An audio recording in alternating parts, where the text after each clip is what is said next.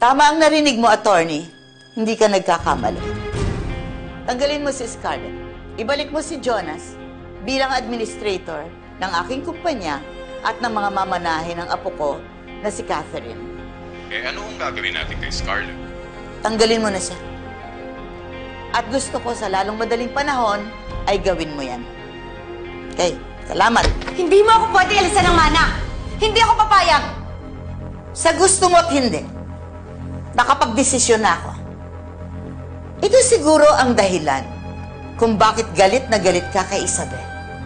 Dahil oras na itinuloy ni Isabel ang custody case para kay Catherine, lalabas ang totoo na hindi ikaw ang totoong ina ng apo ko. Totoo yata ang bintang sa'yo ni Isabel na ikaw ang nagpapatay sa kanya. Kailangan malaman niya ito.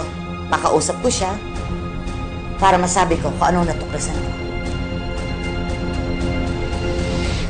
We are envisioning this property to be the most prestigious development in the South. I have to take the call now. Hello? Hello, Isabel. Matilda. Kailangan nating mag-usap. May sasabihin... Wala kang tatawagan! Akin na yung phone ko!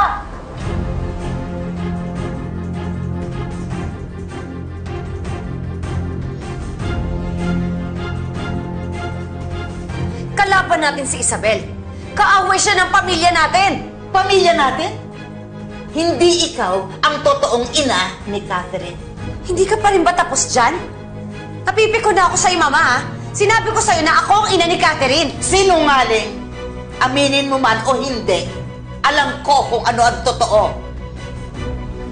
Pero bago man lang ako mamatay, sisiguraduhin ko na wala kang makukuha, wala kang matatanggap mula sa akin sa mga katulad niyong sinungaling at manluloko kahit na pekeng barya. Walang hiya ka? Pagkatapos ang lahat ng tiniis ko sa'yo, tinanggap ko lahat ng talak mo. Tapos ito'y gaganti mo sa akin? Hindi ako papayag.